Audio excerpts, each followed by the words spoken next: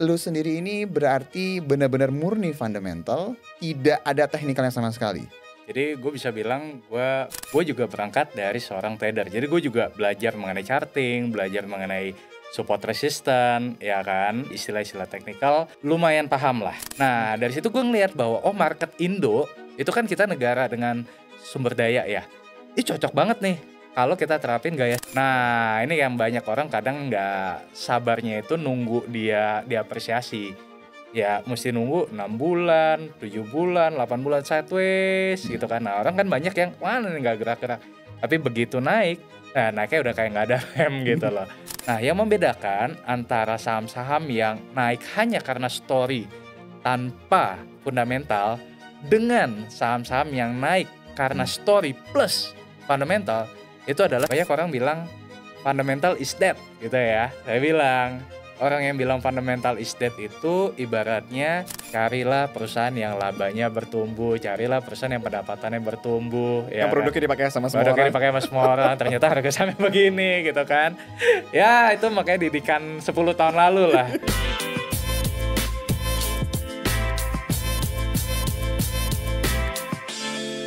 Halo my friends, kita ketemu lagi di Tiger Talk, di mana setiap episode Tiger Talk kita akan mengundang narasumber-narasumber yang bisa memberikan insight, dan pastinya setelah nonton ini my friends bisa punya gambaran dan tahu nih harus ngapain dengan portfolionya. Nah, untuk kesempatan kali ini seperti biasa kita dengerin masukan-masukan dari my friends. Tolong dong undang narasumber ini, tolong dong undang narasumber A, B, dan C. Nah, kali ini kita mengundang salah satu influencer yang kalau boleh dibilang ini orangnya sangat-sangat fundamental banget sih ya. Tadi udah ngobrol-ngobrol sedikit, nanti kita akan kupas, kita akan gali lebih dalam lagi. Bro Rifan Kurniawan. Halo bro, apa kabar? Terima Apa kabar, fans? kasih udah mau mampir ke sini, Thank udah you mau juga. digali lah informasinya ya. Siap.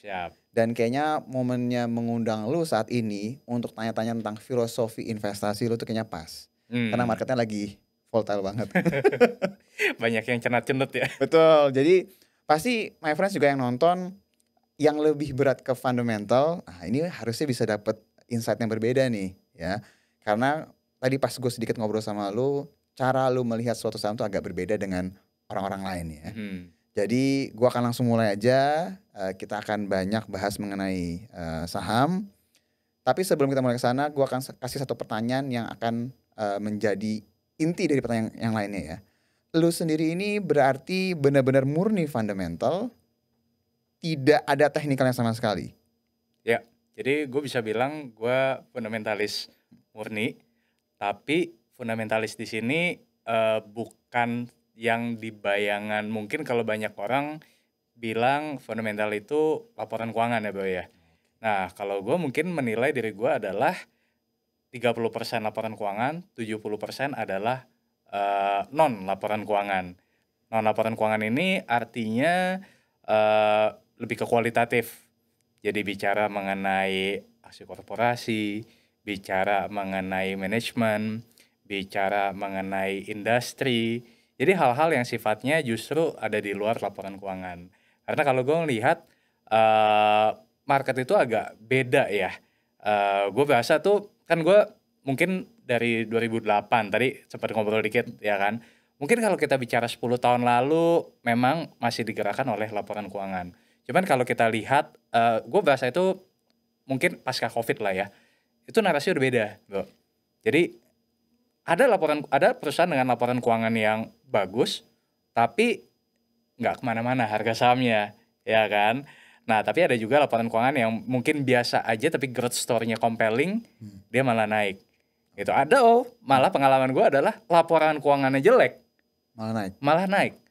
Nah jadi fundamental itu nggak lagi bicara hanya laporan keuangan, tapi juga bicara hal-hal yang sifatnya adalah kualitatif, forward looking.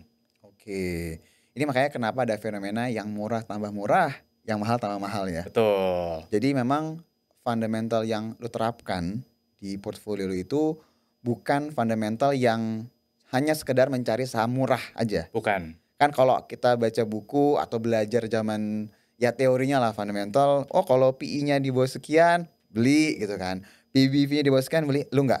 Gue nggak. Malah saham-saham yang gue dapet bigger itu rata-rata yang PE-nya at the time gue beli itu tinggi. Nah ini menariknya kan, gitu. Nanti kita bahas lah ya. Oke, karena emang lu berarti ngeliatnya ke depan ya. Laporan keuangan Betul, sudah terjadi ya. betul, Nah, sebelum kita bahas lebih detail ke arah sana, sebenarnya tadi kan lu sempat ngomong masalah 2008 ya. Pertama kali lu mulai invest di 2008 betul, dan ketika lu mulai pas lagi crash. betul. Apa yang membedakan Rifan Kurniawan pada saat itu sama Rifan yang sekarang? Kalau gue melihat Rifan Kurniawan 2008, gue mulai 2 tahun pertama itu sebagai seorang trader sebenarnya, bro. Jadi sebelum gue memutuskan sebagai fundamentalis, gue juga berangkat dari seorang trader. Jadi gue juga belajar mengenai charting, belajar mengenai support resistance, ya kan, istilah-istilah teknikal, lumayan paham lah. Nah, cuman gue mulai menjadi fundamentalis itu tahun 2010 actually. Karena at the time mungkin kalau sedikit cerita, gue mulai kan 2008 itu ketika market crash tadi kan. Dan ya sempat ada beginner's luck lah. Dimana kalau kita tahu 2009 mungkin my friends juga tahu ya bahwa 2009 itu indeks harga saham gabungan tuh naik dari 1.100 something ke 2.000 lebih. Ya kan? Jadi portfolio gue waktu itu gue mulai sebenarnya dari 500 jutaan bro. Terus 2009 ya era easy money lah ya. Ya naik lah jadi 1 miliar sekian gitu loh. Dan waktu itu gue merasa gue jago juga ya. Gampang banget ya. Gampang banget nih easy money. Itu era yang gue ingat banget kayak even monkey can make money gitu. Betul. Kan. Lu nge-call sama apa aja tuh pasti naik. Betul. Gitu kan. Dan gue merasa jago di sana gitu kan. Dan gue trading. Nah terus 2010 awal itu gue inget 2009 akhir itu gue sempat ya masuk ke saham B7 lah ya. Oh, Nah, lu masuknya bukan pas 2008 tapi gue masuk 2008, 2008? tapi masih pilihan sahamnya masih bener lah. Waktu itu masih kayak Unilever lah, BCA lah, Oke. Astra, masih saham-saham yang bener. Oke. Ya kan, dan itu naiknya juga lumayan banyak. Betul, Ya kan, terus betul gue juga saham-saham consumer itu naiknya cepet lah at the time gitu kan. Nah terus 2009 gitu kan, gue mulai masuk ke saham-saham B7. Ya mungkin boleh sebut emiten di sini. Silakan. Ya gue masuk ke saham sejuta umat lah saat itu, Bumi. Oke. Harga 800 ya kan. Mungkin kalau my friends tahu waktu itu kan ya Pak Abu Rizal Bakri menjadi salah satu calon ya kandidat presiden ya kan. Dan ada narasi, wah ini dari 800 bisa jadi 8.000 nih. Balik lagi berarti ke 2008. Balik lagi ke 2008 Iya. ya kan. Ditambah lagi kalau misalkan menang kan sahamnya akan naik Betul. berjilid-jilid ya kan. Oke lah, make sense, dari 8.800 quite cheap gitu kan. Gue nggak belajar fundamental waktu itu, jadi purely ya emang lihat technical aja gitu kan. Nah sempet naik tuh bro, sempet naik, cuman nggak lama kemudian kan gagal ya beliau, harga sahamnya turun. Nah jadi di situ turun ke 700, 600, gue top up lagi, tambah lagi. Average down terus berarti. Average down terus ya kan. Gue masih kayak bersikukuh lah. Ya nggak mungkin nggak naik, pasti naik gitu kan. Nah kebetulan waktu itu gue juga dapat broker yang salah. Dia kasih informasinya Itu salah salah. brokernya ya. Dapat informasinya salah, gue makin nafsu gitu kan. Oke. Gitu. Ya akhirnya ya fast forward, ya kita sama-sama tahu harga sahamnya turun ke 50 perak ya kan. Dan gue masuk waktu itu kayak total ya, mungkin sekitar nominal nggak apa-apa ya, 700 jutaan di Bumi. Terus induknya waktu itu BNBR, gue masuk sekitar 300 jutaan ya kan, 250 dan 50 di Dewa. Oke. Nah jadi dari B7 gue punya 3. Gue punya 3 dan tiga-tiganya ambles gitu loh. Nah jadi balik ke pertanyaan lo tadi, apa yang membedakan Rifan yang dulu dan yang sekarang. Kalau Rifan yang dulu gue lihat ya masih polos banget lah ya, percaya dengan begituan. Kalau sekarang gue lebih ke ya mungkin karena jam terbang udah lumayan tinggi juga dan udah makan asam garamnya, gue udah menemukan apa sih sebenarnya yang berhasil buat gue sekarang, dan itu yang gue tekunin gitu. Oke, berarti lu udah ketemu style yang cocok buat lu tuh seperti apa pada akhirnya? Betul, dan tidak terpengaruh oleh noise apapun di luar. Oke. Gitu. Berarti kan kita lewatin ya. Berarti lu udah 2008, 2009 tadi udah lewat. Lu udah lihat impact-nya karena mungkin lu tidak melakukan analisa lebih mendalam ya Ya, pada saat itu. ya.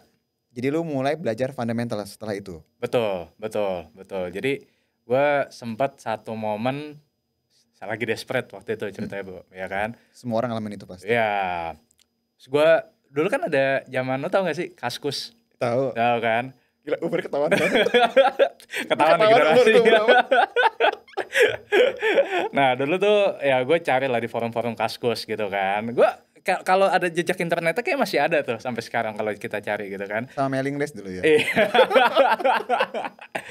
Nah gue intinya gue nanya lah ke forum, gue mau cari tentang apa buku-buku fundamental karena di Indo nih masih dikit banget lah at Iya, the time betul. gitu kan.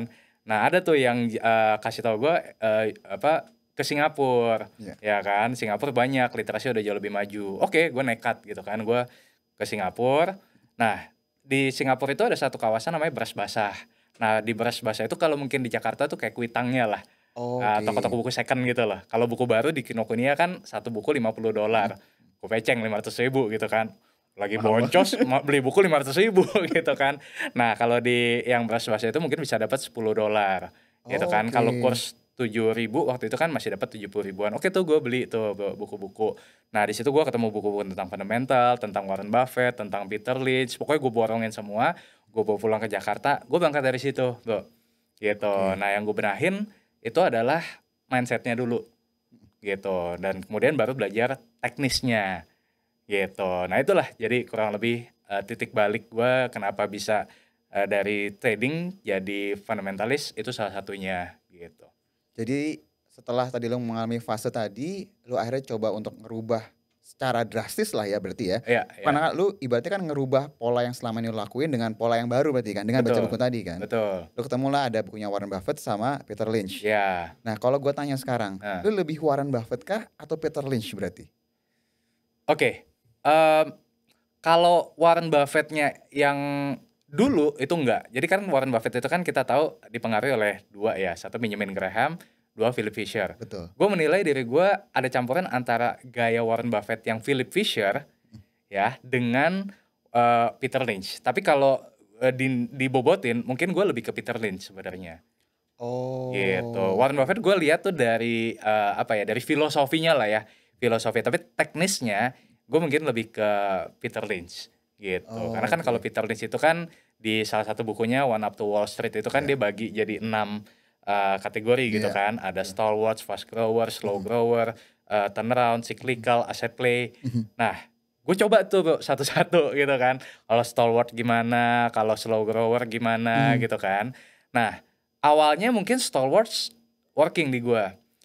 Salah satu saham yang gue dapet bagger itu Ultra Jaya, ULTJ.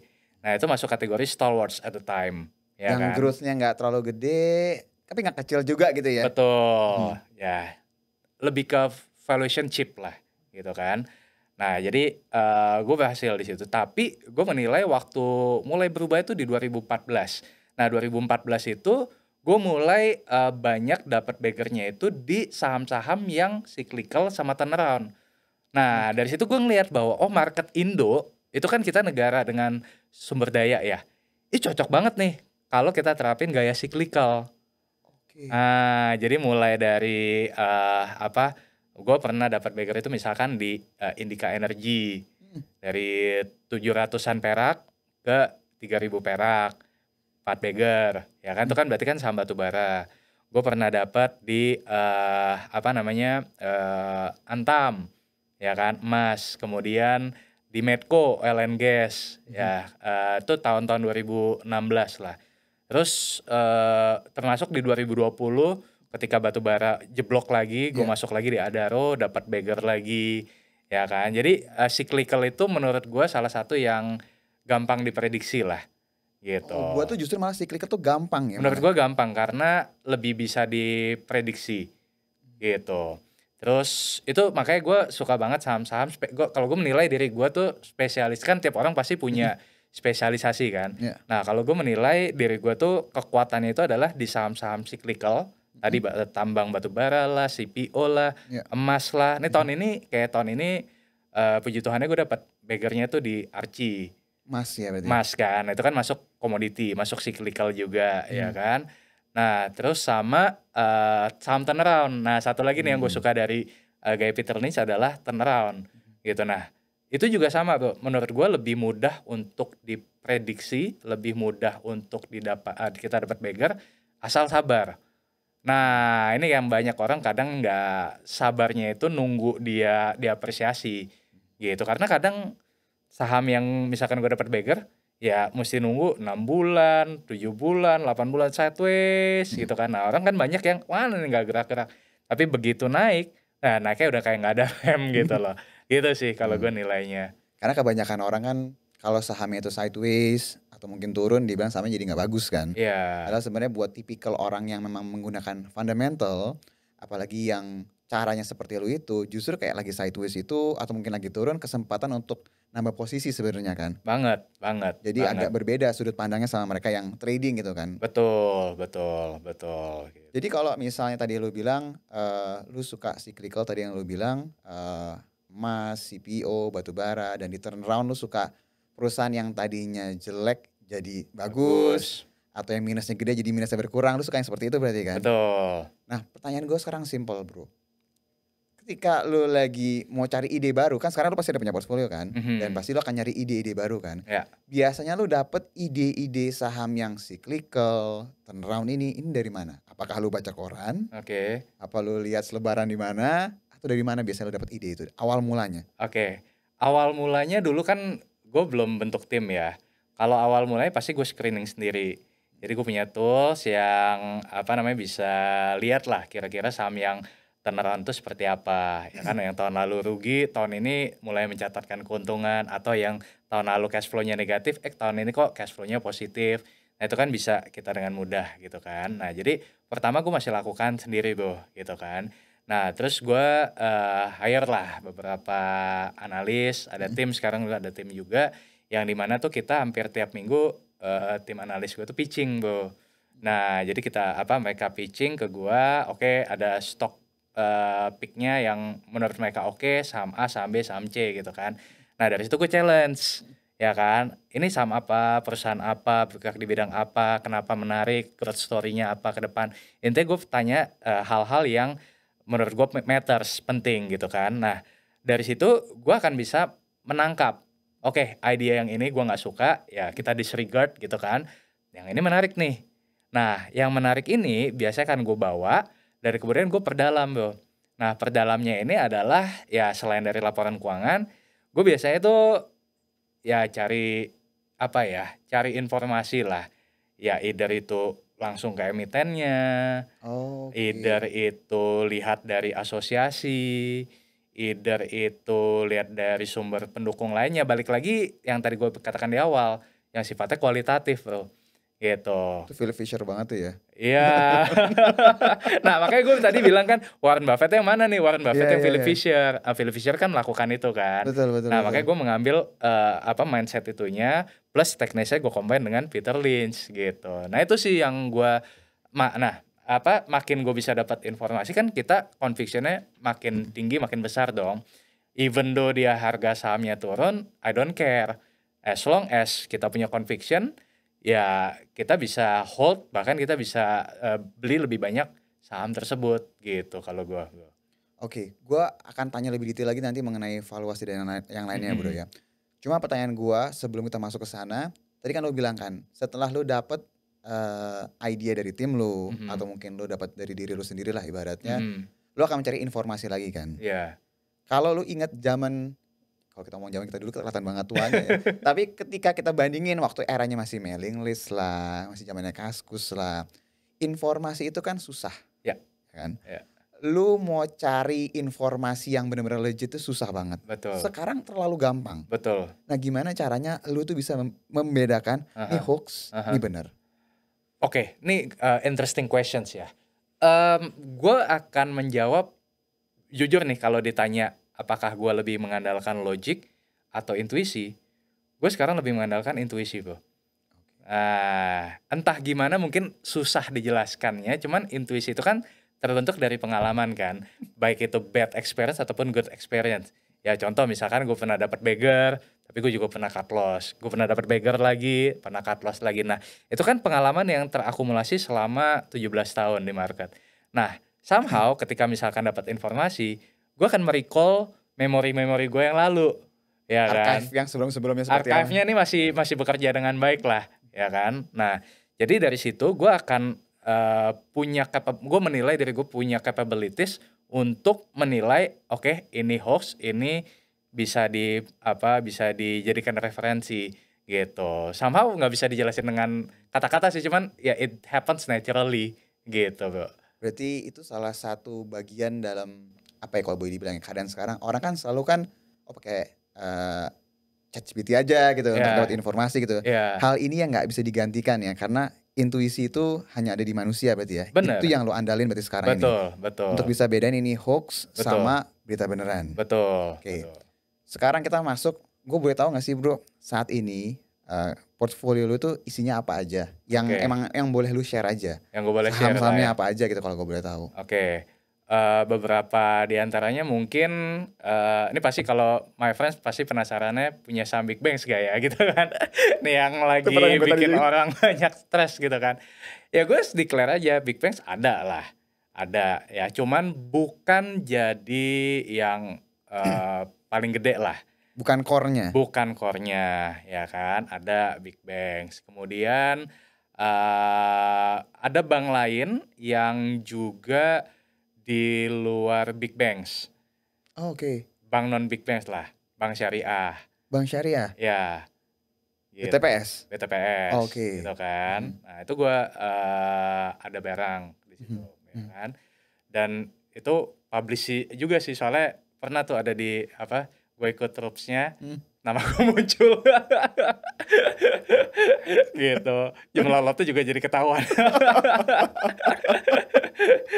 Ya kalau mau kepo ya cari-cari aja deh. Ada tuh. Oke. Akhirnya kita kan misalkan ditanya Hmm. kan ditanya berapa jumlah lotnya, loh ditanya ya gitu kan. Ternyata kan ada tuh di situ. Iya, iya, iya. Ya terus kalau Big Banks gue BRI. BRI ya. BRI gitu kan. Terus cuman tadi ya bukan yang jadi utama gitu loh. Terus kemudian bank digital. Oke. Nah, bank digital juga ada gitu kan. Terus apalagi ya? Kemudian ini yang tahun ini jadi growing gue punya portfolio mungkin tadi SMA. Nah, SMA tuh gue pegang lumayan gede juga, Bro. Jadi maybe around. Nah, ini unik. Jadi sebenarnya gue pegang itu mungkin 20%. Oke. Sekitar 20% dari my portfolio gitu kan. 2024 harga waktu itu masih seems like 150-an rupiah per lembar saham. Terus kemudian harga sahamnya turun tuh, sempat ke 120 gitu kan. Nah, gue tambah lagi. Kemudian pas harga sahamnya sempat naik tuh ke 200-an something, gue sempat jual sebagian, ya kan. Ternyata di bulan April or Mei 2025 turun lagi ke level 140-an, gue hajar lagi gitu Setelah kan. Jadi dividen itu kan. ya setelah dividen juga lumayan tuh, dapat kayak 12-13% yield Betul. gitu kan. Turun lagi ke 140-an, gue hajar beli lagi. Jadi mungkin kalau di total 20 plus 10 mungkin sekitar 30 gitu. Nah yang 30 ini gue hold lumayan sampai sekarang ya di harga 300-an gue ada jual sebagian, sekarang 400 gue masih pegang sebagian lagi gitu. Oh. Jadi ya lumayan lah dari 140 ke 400 ya 3 bagger lah gitu. Oke. Gua mau ambil 2 saham yang tadi lu sebutin ya. Ya. Jadi nanti gua akan nanya BTPS dulu baru nanti gua ke SMA-nya. Ele. BTPS itu koreksi kalau gua salah ya, Bro ya. Ya. Itu kan emang bank syariah yang fokusnya di ultra mikro ya. Ya. Dan dulu itu beberapa tahun sebelum Covid lah ya. Ya. Itu valuasinya premium, bener nggak? Yep. Dia suka dibilang bahwa ini BCA-nya bank syariah nih, bener nggak? Betul. Karena PBV-nya dia kalau gua nggak salah mungkin di atas 4 atau 5. Yes. Dan memang growth-nya luar biasa. Yap. Tapi pas Covid berubah semuanya. Berubah. Karena ternyata segmen ultra mikro yang paling susah untuk bangkitnya, bener nggak? Betul. Dan sampai sekarang pun juga nggak semudah itu untuk balik. Udah mulai balik. Udah mulai balik. Nah, pertanyaan gue adalah ketika keadaan itu ada di portfolio lu kan. Aha, Lu tadi kan bilang kan lu spesialisnya turnaround. ya. Berarti lu melihat si BTPS ini mulai turnaround kah karena sudah mulai membaik, atau lu ada yang lu lihat lain kenapa lu masih hold sahamnya sampai sekarang? Oke, interesting question bro.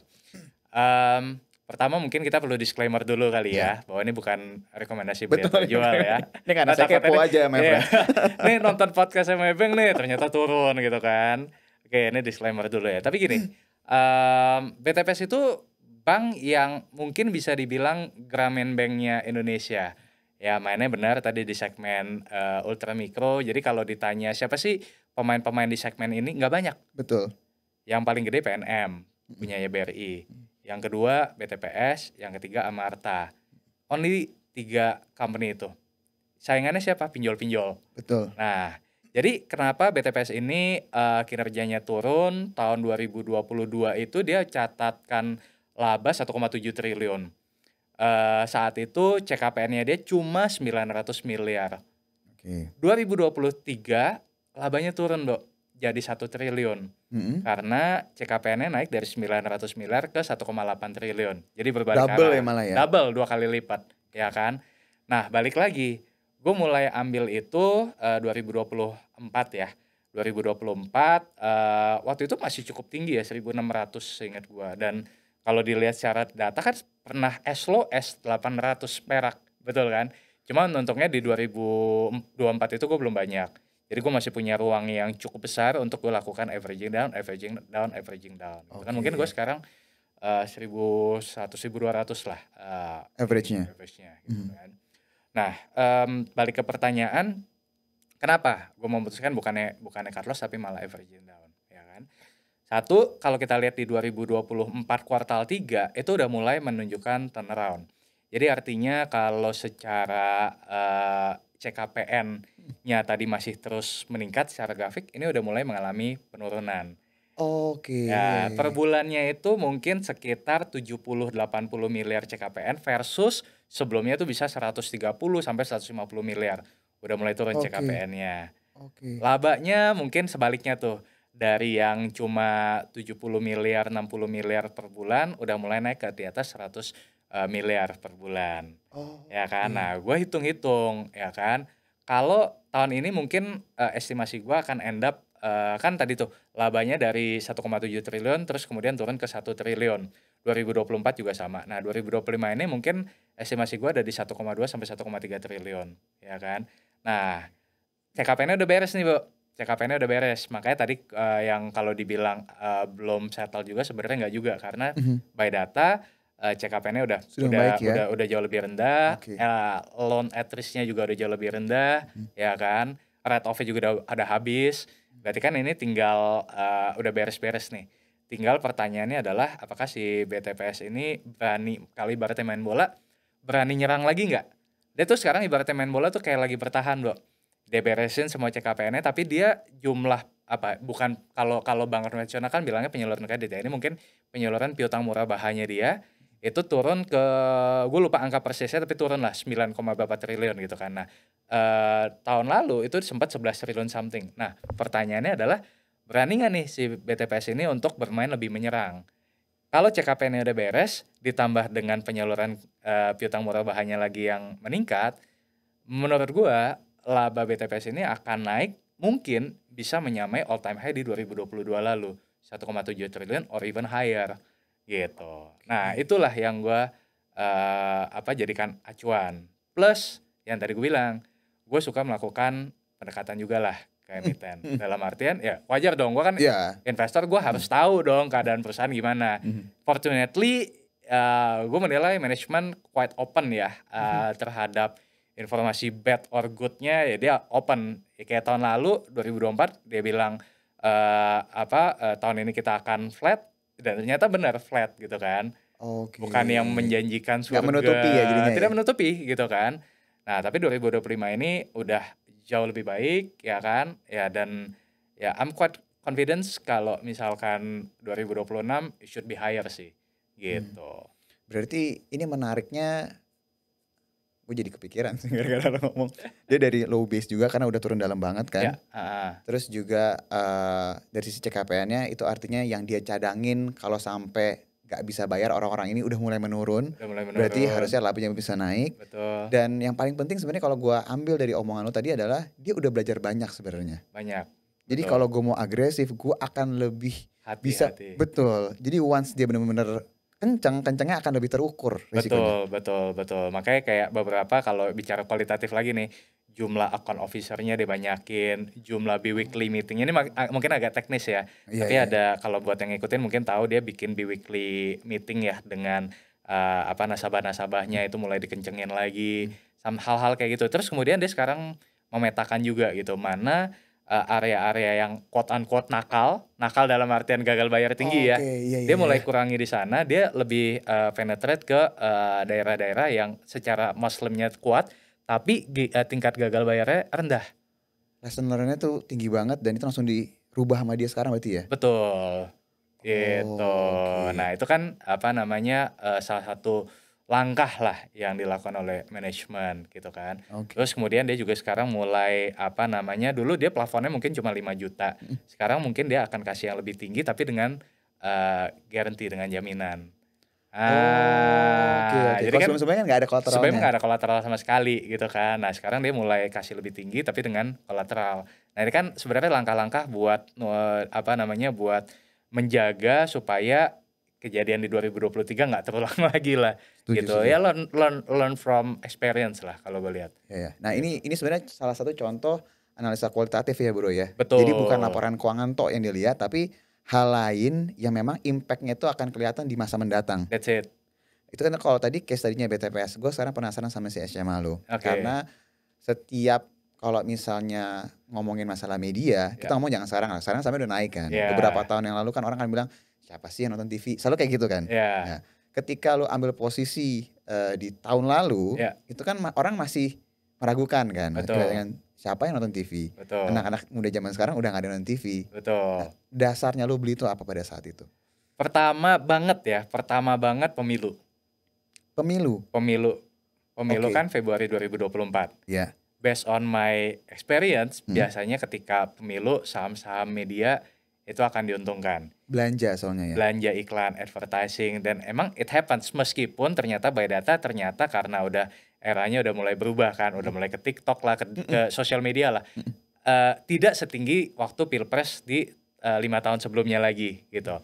Nah, hal tersebut membuat harga saham SMA tuh sempat turun dari 150-an waktu gua ambil pertama kali sempat turun ke 120-an. Nah penyebabnya tadi ternyata belanja iklan tetap naik tapi nggak setinggi 5 tahun lalu. Kemudian habis itu misalkan kayak video.com-nya dia juga masih rugi. Nah cuman menariknya gini yang gue lihat, gue coba pelajari kan lebih dalam. Ketika gue makin mendalami, gue lihat nih kenapa sih kok laba SMA itu juga sama tahun kalau kita bicara 2018 lah ya sebelum diakuisisi video, laba SMA itu sekitar 1,5 triliun. Betul. Pas gue ambil labanya 300 miliar. Orang bilang ini gila ya Sirian. Ya kan beli kok pas perusahaan yang labanya turun. Nah itu tadi kalau kita benar-benar cuma lihat tok laporan keuangan itu pasti miss. 1,5 triliun ke 300 miliar jelek, buang gitu kan. Nah tapi kita lihat sisi kualitatifnya. Kita lihat sebenarnya apa sih yang membuat laba SMA itu turun dari 1,5 T jadi 300 miliar. Oh ternyata si video.com ini lagi burning money.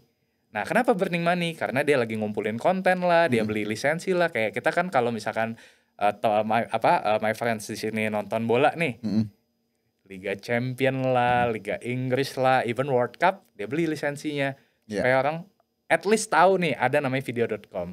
Buat yang cewek-cewek mungkin drakor lah, drama Indonesia lah, segala macam. Dia kumpulin konten. Mirip kayak Netflix pada zamannya. Nah dari situ gue melihat bahwa oke, make sense. Dan menariknya adalah di 2024, gue agak lupa, kuartal 3 kalau gue gak salah, itu mulai melandai tuh kerugiannya. Berlanjut di kuartal 4, kuartal 1 2025 ini sampai kuartal 2 gitu kan. Jadi kerugiannya mulai menipis. Nah, dari situ kalau kita terjemahkan ke dalam laba SMA, itu akan mulai naik. Laba SMA 2024 itu sekitar 400 miliar something, 2025 ini juga sama gitu. Dibandingkan dengan 2024 itu 300 miliar, 2024 ini kalau disetahunkan mungkin 450 sampai 500 miliar gitu kan. Udah mulai ada turnaround di sana, ya kan? Itu satu. Kemudian video.com. Ya, ada narasi muncul bahwa video.com ini akan IPO. Dan meskipun belum dibuka secara publik, gue ada sih datanya, cuman nggak bisa di-share yang nggak publik gitu kan. Cuman gue udah sempat hitung tuh. Oke, kalau misalkan video.com ini publik gitu kan, SMA punya sekian persen di video.com, valuasinya segini nih. Ya kan, dan itu yang bikin gue confident, itu 2. Ketiga, PSP-nya atau pemegang saham pengendalinya, MTEK, ya itu kan kelihatan ya agresif terus menambah kepemilikan saham. Rebutannya sama PSP ya kita ya. Rebutannya sama PSP, betul. Nah, jadi dari situ kan ada 3 katalis positif nih. Ya udah, gue santai aja gitu loh. Makin harga koreksi ya makin gue hajar gitu lah. Ya udah, dan tinggal nunggu, dan ternyata ya di tahun 2025 ini bulan Juni, Juli, Agustus, September, Oktober, ya harga sahamnya rally nggak pakai rem gitu loh. Betul. Nah itu yang tadi gue bilang, Bu. Saham itu kalau misalkan nih kita tahu itu bagus tapi kita nggak punya patience yang cukup, bisa jadi hasilnya akan beda. Orang kalau misalkan dari 150 ke 120 dia lihat, ini nggak menarik nih, gue buang, mungkin dia akan kehilangan opportunity dapat di 400-an sekarang. Gitu pula mungkin dengan, kalau gue agak sambungin lagi dengan saham lain nih, Bro, ada story menarik juga, Archie.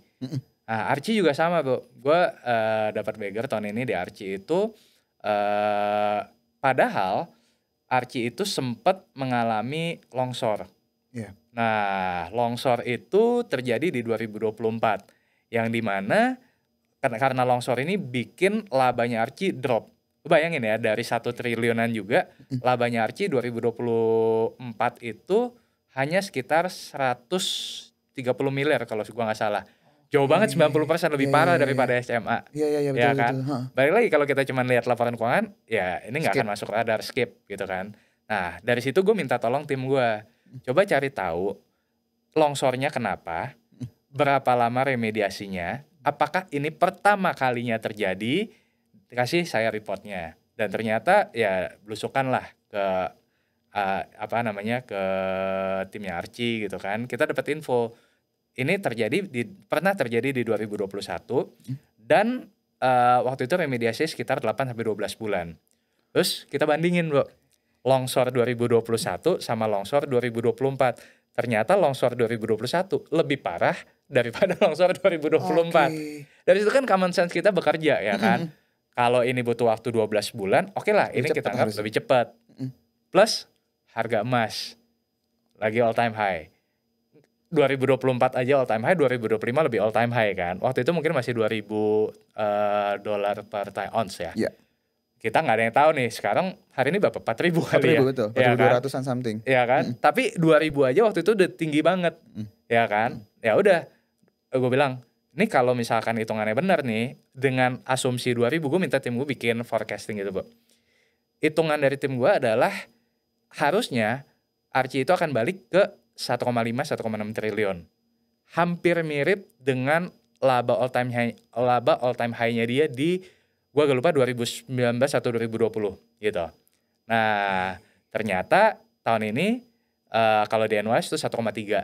Meleset dikit tapi quite oke, ya kan? Tapi dibandingkan dengan 130 miliar jauh banget, ya kan? Nah, itu maksud gue tuh ketika harga saham Archie itu turun dari, gue pegang pertama 300-an, average down jadi 290, 280, ya sekarang harga sahamnya mungkin 1.100 gitu loh.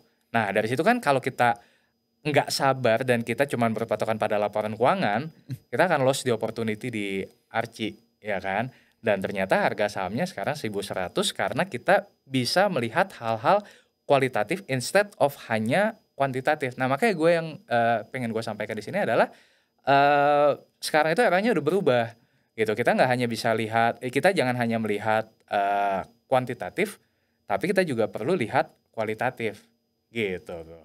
Ya benar, setuju sih. Jadi apa yang tadi lo jelasin itu sebenarnya nggak tergambar di laporan keuangan, tapi memang kalau diteliti lebih dalam lagi itu impact-nya akan gede banget ya ke laporan keuangan.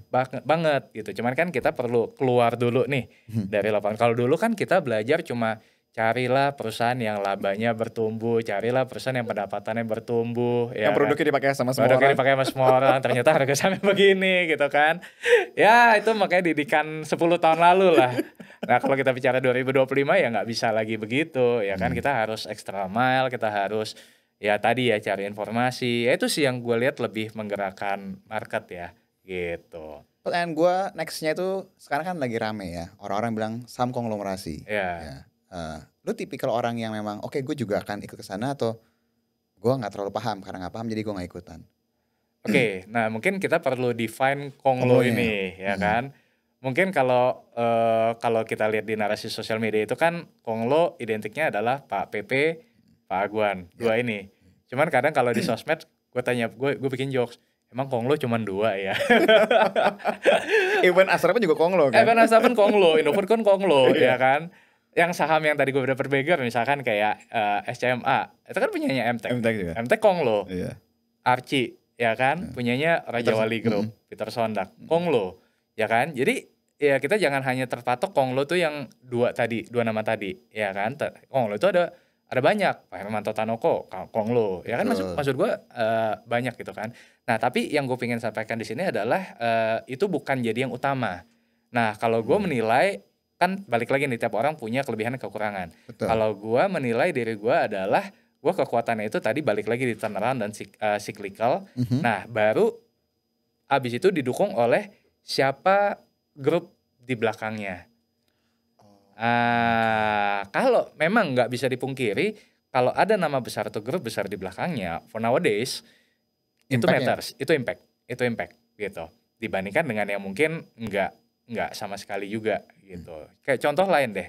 Misalkan ada ya again ini misalkan kalau di CPO ada BWPT. BWPT against harga sahamnya naik dari 60 perak sekarang mungkin 160 perak gitu kan.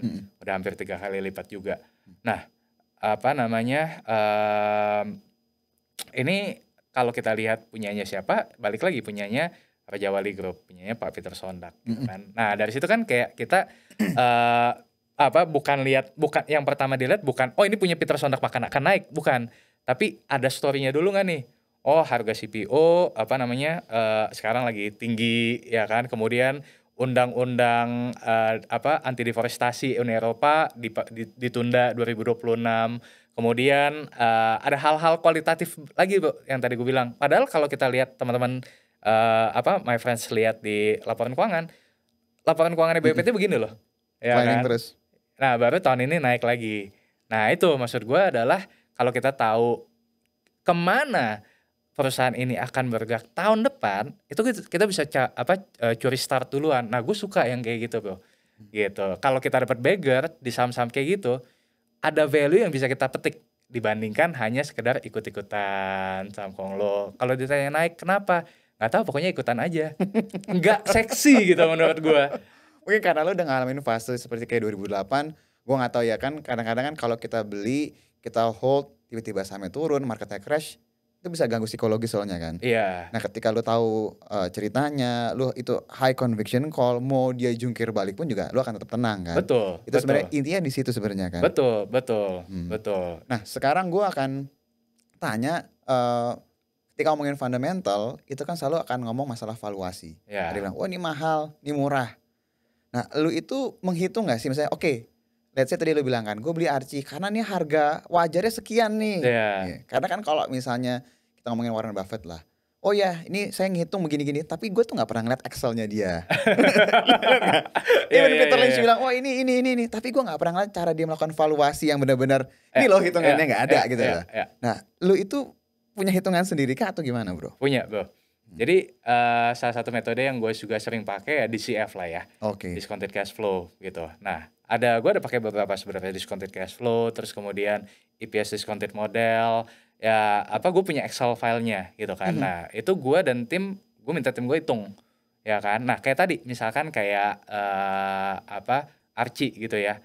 Archie dengan gue lupa angka persisnya, tapi dengan asumsi jumlah produksi dia di tahun 2024 ya kan.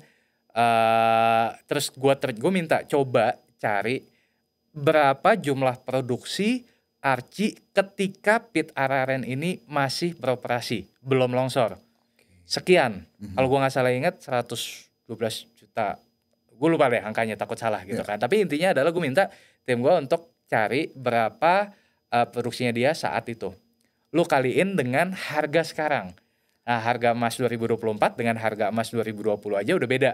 Dengan total produksi yang sama dan price-nya lebih tinggi, harusnya revenue lebih tinggi. Betul. Tapi jangan lupa cost-nya juga lebih besar. Intinya gue bikin modeling kayak gitu, Bro. Ya kan, gue bikin modeling begitu, ya kan.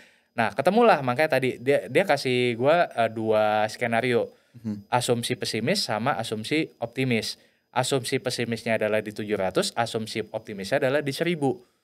Nah, harga sahamnya waktu itu di bawah 300, 290 something, ya kan. Gue bilang, ya udah kalau pesimisnya aja 700, what's the risk? Gue bilang gitu kan. Apa risikonya? Ya mau harga sahamnya turun ya udah santai aja. Yang penting tadi satu, kita tahu hitungannya dia di 700 jeleknya. Kemudian yang kedua adalah kita tahu penyebab dia turun. Nah, kadang yang banyak orang cut loss, ya dia nggak tahu kenapa harga saham turun. Pokoknya saham turun lepas gitu kan. Terus udah gitu yang ketiga adalah ya balik lagi cari informasi dari dalam ya, dalam artian yang dengan cara yang benar ya. Maksudnya kan kayak tadi cari tahu misalkan pit Araren ini remediasi berapa lama. Oh 8 months. Oke, kalau menurut gua 8 months nggak masalah. Ya kan? Nggak mungkin buat banyak orang wah lama banget 8 bulan. Saya bilang kita mau melahirkan anak aja butuh 9 bulan gitu kan. Kebetulan anak gua baru lahir juga jadi kayak ya nggak lama lah gitu kan gitu. Nah, jadi yang penting sabar. Ya udah kita bisa dapat multi bagger. Tapi tadi menjawab pertanyaan lo tadi jelas valuasi itu sangat-sangat penting, Bro. Gitu. Oke. Berarti tipikalnya lu melakukan valuasi dengan tim lu itu adalah lu tergantung ya berarti ya industrinya apa, lu akan menyesuaikan valuasinya ya. Betul. Jadi kayak si Archie itu karena dia special case, dia emang ada isu dari sisi tambangnya dia sendiri, lu bikin nih worst case skenario seperti apa, best case-nya seperti apa. Jadi kalau worst case-nya aja harganya seharusnya 700, lu beli 300 ya nggak ada resikonya. What's the risk? Di situ lah lu akan lebih agresif berani ambil. Betul. Nah itu kita ini udah banyak banget ya gambarannya, Bro ya. Dan gue yakin banget ini yang nonton juga pasti langsung pengen ngecek portfolionya lah. Sekarang seandainya lu boleh kasih saran ke my friends nih yang masih lost portfolionya dan masih clueless lah dengan portfolio yang dia punya, dan mungkin kayaknya ini wake up call gue nih abis nonton Rifan, kayaknya gue harus jadi fundamentalis nih. Apa yang harus gue lakukan sekarang supaya gue bisa lebih tenang, tidur gue tenang, kerja gue tenang, dan portfolio gue tumbuh? Oke, mungkin buat my friends pertama kalau misalkan portfolio kalian masih minus gitu ya, cek pertama pasti apa yang bikin minus, ya kan. Nah kemudian sahamnya apa dan kenapa, ya yang paling penting itu cari tahu kenapanya. Maksud gue gini, kalau misalkan portfolio kalian minus karena emang ya kinerja perusahaannya terus turun, cut loss lah, come on, ya kan. Daripada gini, gue lebih baik cut loss, tapi cut lossnya dengan alasan fundamental ya, daripada uang gue nggak tumbuh bertahun-tahun. Itu lebih suffer menurut gue. Gue lebih baik gue cut loss sekarang, tapi gue tahu saham gue yang lain itu bisa bertumbuh lagi. Recovery akan lebih cepat. Gue sering bilang gini, kayak orang dagang lah. Kan ada kalau misalkan jual baju tahu nih yang jadi dead stock, oh model ini nih kurang laku. Ya udahlah kita jual murah lah, yang penting dapat duit. Terus kita cari lagi mana yang akan lebih fast moving. Sama, saham juga sama. Kita tahu ini saham udah bertahun-tahun kita pegang terus turun karena kinerja emang terus turun, ya cut loss lah daripada nunggu nggak jelas di PHP-in gitu kan. Itu satu. Nah tapi kalau misalkan sekarang ada saham yang my friends mungkin dalam kondisi loss, tapi kita tahu bahwa ini sementara, tahun depan ini pasti akan naik, hold aja atau mungkin average down. Nah banyak orang itu tidak bisa membedakan mana yang perlu di hold atau average down, mana yang di cut loss. Ini sebenarnya susah-susah gampang. Ya balik lagi ya experience dan mau nggak kita memperdalam gitu kan. Terus kemudian apa namanya, ya tadi yang gua mau sampaikan adalah cari saham yang memang punya growth story yang compelling, punya narasi yang positif, tapi tetap didukung fundamental. Nah, yang membedakan antara saham-saham yang naik hanya karena story tanpa fundamental dengan saham-saham yang naik karena story plus fundamental itu adalah sustainability-nya. Nah, saham-saham yang naik karena story tapi tidak didukung fundamental itu biasanya akan berakhir ke jurang lagi. Mengenaskan pasti ya. Kenapa? Pasti mengenaskan ya endingnya ya. Karena dia akan Betul. turun signifikan, pondasinya nggak kuat. Fondasinya nggak kuat karena ya hanya berdasarkan story aja, tapi tidak didukung oleh fundamental. Nah, kalau perusahaan yang naik karena story-nya dapat, tapi didukung fundamental juga kuat, ya kan? Kayak tadi misalkan Archie SMA, ya story-nya ada. Mau Video.com IPO lah, Superbank IPO lah, segala macam. Terus kemudian MTech terus apa namanya Agresif. membeli, tapi laba juga bertumbuh. Oke. Dividen ada 12%. Ada isinya nih. Ya kan? Ya itu akan apa namanya akan lebih sustain lah seperti itu. Ya lihat juga valuasinya seperti apa. Jadi mungkin yang di sini yang gue pengen bilang adalah kadang gini Bro yang lucu. Banyak orang bilang fundamental is dead gitu ya. Saya bilang orang yang bilang fundamental is dead itu ibaratnya dia bilang Burj Khalifa tuh jelek. Tapi dia belum pernah ke Dubai. Oh, lu belum pernah ngerasain. Lu belum pernah ngerasain Experience-nya seperti apa? Experience-nya seperti apa. You don't even know what is the fundamental. What in their mind adalah fundamental is laporan keuangan. Ini yang tadi kita diskusi ya kan. Yeah. Laporan keuangannya bagus tapi sahamnya turun. Ya iyalah. Gue bilang sekarang beda eranya ya kan. Laporan keuangan mungkin 30% tapi ya apa namanya kualitatif tadi mungkin menurut gue adalah 70% gitu loh. Jadi sekarang memang nggak bisa dipungkiri story itu jadi driven banget. Cuman tadi balik lagi nih, story tanpa didukung fundamental itu biasanya kayak begini, set gitu loh. Udah naik, ntar kayak bubble meletus tus gitu kan. Betul. Ya apa? Tapi kalau misalkan untuk perusahaan yang ada isinya, ya dia akan lebih long lasting. Pun kalau turun ya nggak yang sampai blus banget gitu loh. Yeah, Nah itu sih yang ngebedain Bro. Jadi ya buat my fans di sini ya harus lebih smart lah ya kita bilang gitu. Ya jadi kalau misalnya my friends nanti, oh iya, gue mau coba deh sekarang. Karena kalau misalnya gue lihat ya, kenapa orang tuh yang udah cobain fundamental, dia udah ketemu stylenya, ada adrenalin yang tidak bisa terbayarkan. Betul. Ketika lu analisa bertahun-tahun atau mungkin berbulan-bulan, orang nggak ada yang mau ngikutin apa yang lo omongin, tiba-tiba sampai naik, itu suatu apa ya, adrenalin yang nggak bisa terbayarkan, benar nggak? Betul. Nah itu yang bikin adiktif ya akhirnya. Itu banget, itu bagian kayak wah gila hebat, apa maksudnya gue analisa gue tuh bener gitu loh. Itu kan kayak ada kebanggaan tersendiri lah Bro. Ya satu sisi material saya dapat, tapi di sisi lain kayak kita punya self actualization tuh dapat juga. Betul. Ya kan gitu loh. Ada lesson learn-nya yang kita bisa terapkan untuk di multi-bagger berikutnya gitu. Wah Bro, terima kasih banyak ya. Thank you. Lu udah mau mampir di sini, lu udah kasih insight, dan gue yakin banget nih yang nonton pasti harusnya ya terbuka pikirannya, dan yang selama ini mungkin bilang fundamental, tapi mungkin abis denger ini coba deh, bisa jadi ini adalah style yang cocok buat kalian dan harapannya portfolio kalian bisa bertumbuh setelah nonton ini. Amin. Makasih banyak Bro Rifan. Thank you juga Bro. Udah datang ke sini. Kita tutup ya untuk episode kali ini my friends. Jangan lupa di-share, like, dan komen. Dan kasih tahu siapa lagi yang mau kita undang di Tiger Talk selanjutnya. Sampai jumpa. Dadah.